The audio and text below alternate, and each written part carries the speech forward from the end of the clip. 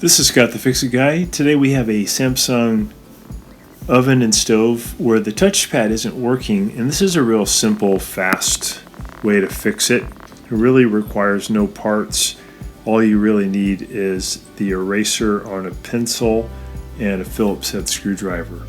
So we're going to unplug the stove and we're going to pull it away from the wall a little bit so we can get access to the back. Just have to remove a couple of Phillips head screws to take off the back panel of the console. Saves you on the cost of a new part.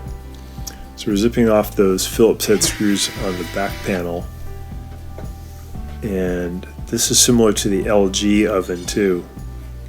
Pretty easy to do. We'll pull the back panel off. We want to get to what's called the ribbon cable, which brings the signals from the touchpad into the controller, basically into the computer. And sometimes there's a oxidative film that builds up on the ribbon cable, and we're going to use the eraser to get rid of that film, that oxidation. I'm going to pull up on a plastic tab so I can pull the ribbon cable out. Now I'm just going to take my eraser on my pencil and I'm going to just go over this with just medium amount of force, not very much, to clean off any darkness. I want to get these little terminals or wires nice and bright and shiny, and the eraser does a good job at that.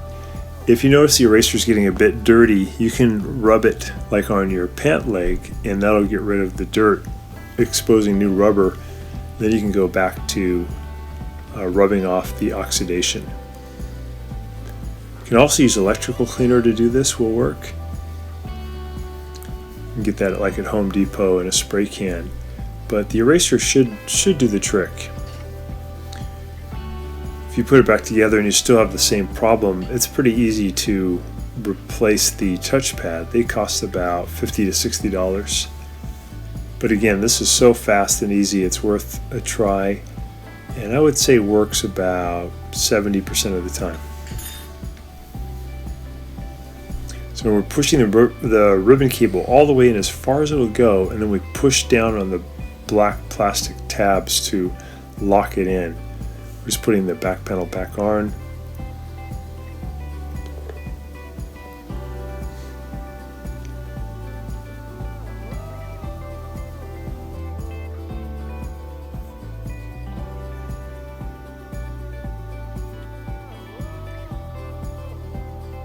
Put this little side panel on. There's one marked R for right and one marked L for left.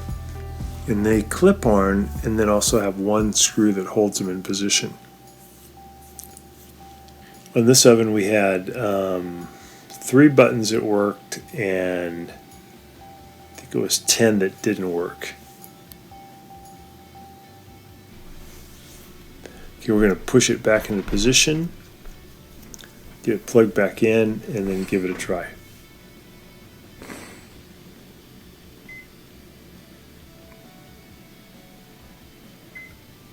There we go. So that's a responsive touchpad. So that did work.